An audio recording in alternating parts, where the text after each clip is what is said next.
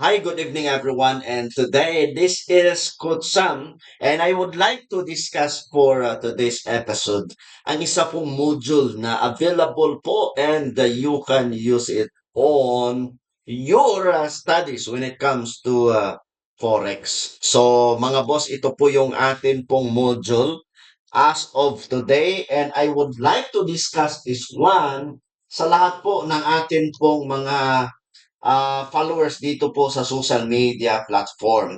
The title of our discussion for today is all about advanced price action. And I would like to highlight this one kasi napakaganda po ito. Lalong-lalo na if you are newbie pa lang dito po sa forex trading. So, ang coverage ng atin pong pag-usapan dito is all about, number one, introduction to forex trading. Malalaman po ninyo what is forex trading and also benefit of forex trading. And also later on, we will discuss as well currency and currency pairs. And also we will discuss sessions of forex trading, liquidity and volatility of the market, and as well as currency quotation and exchange rate, profit making and forex trading. And we will discuss as well pips, lot, leverage, and margin. So please stay tuned as we discuss all of these things when it comes to forex trading. And by the way, I would like to welcome everyone on this live episode for today because ito po ay napakaganda, napakasulit, and also isa po ito sa mga inspiring and full of wisdom as we study the market, lalong-lalo na sa atin pong pag-aaral dito po sa forex. And boss, ito po maganda. If you are interested to have a copy of this module, I would like to share this to our VIP group. If you want to have an access and get a free copy, all you have to do is i-message lamang po ninyo ako. So by the way, my name is Coach Sam and I am a founder of SamiFix Trading Academy, and I've been trading in Forex, crypto, stocks, Bitcoin for 12 years since the day I started trading dito po sa mundo ng digital business na ito. So again, I would like to start by discussing to you introduction to forex trading. Now, forex trading is the buying and selling of currency on the foreign exchange market with the aim of making a profit. So when it comes to forex trading, it's all about buying and also selling of a certain currency pairs. If you are trading gold, so you can buy and you can sell when it comes to the gold. And if you are trading USD GPY, meaning to say there are two currencies that you are trading, that is dollar versus yen, USD GPY. Now, the foreign exchange market is a global marketplace where currency are traded. The world's largest and most liquid financial market is the forex trade is the forex market or forex trading, where participants trade currencies from different countries in Europe and the Middle East, even in Africa as well as in Asia. And that is including Philippines.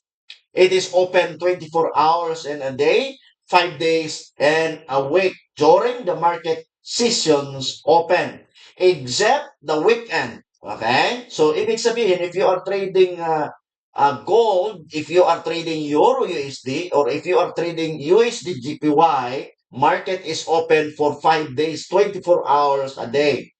But, good news, kahit wala po ito sa weekend, kasi close po kasi the reason why Forex market is open 24 hours a day is because currencies are in high demand. So meaning to say high demand means it's moving on the market. Now, when it comes to the weekend, I would like to highlight this one. Do not worry if you want to trade the Saturday and Sunday because we have Bitcoin. You can utilize and trade on BTC USD. And of course, we have it in our platform. You can use MetaTrader 4 and also MetaTrader 5. And if you want to trade on Sense account, we have it on our platform. And all you have to do is, again, message me. Currencies are also needed around the world for international trades as well as by central bank and global businesses. So this is all about forex trading. Now, benefit of forex trading. Number one, liquidity. The forex market is the most liquid financial market in the whole world. So imagine po ninyo, even if you are going to Google or go to Google, you can see there the trillion, according to the latest survey, there are 7 trillion in which money or traders are, involving in trading in forex market. Trillion, 7 trillion across the globe. Now, 24 hours a day, just imagine you can trade whatever the hour you are going to decide, providing ample opportunities for traders around the globe and also leverage. Brokers offer high leverage, allowing traders to control large positions with small capital. Good news because if gusto po ninyo ng high leverage, boss, sa atin pong platform, we have unlimited leverage. Alam po ba ninyo yon? Nako, napakaganda po when it comes to leverage. Again, you can message me para mag-usap tayo and of course, mag-guide ko din po kayo. And also, forex trading, diverse trading option. Traders can profit from rising and falling market by going long or short. Either pataas or pababa si market. We can have a good advantage when it comes to this movement sa trading. Now here, key aspect of forex trading, currencies, and also currency pairs. So ito na. Currency refers to the money used in a certain country. Example, and Tanzania is TZS. And forex trading currencies are traded in pairs. Each currency pairs consists of two currencies, one being exchanged for the other. For example, in the currency pairs like Euro USD, the euro is the exchange of the US dollar or US USD. Now, the first currency in the pair is the base currency. So this is the base, like for example, Euro, USD. The first currency is the base, and the second is the cost currency.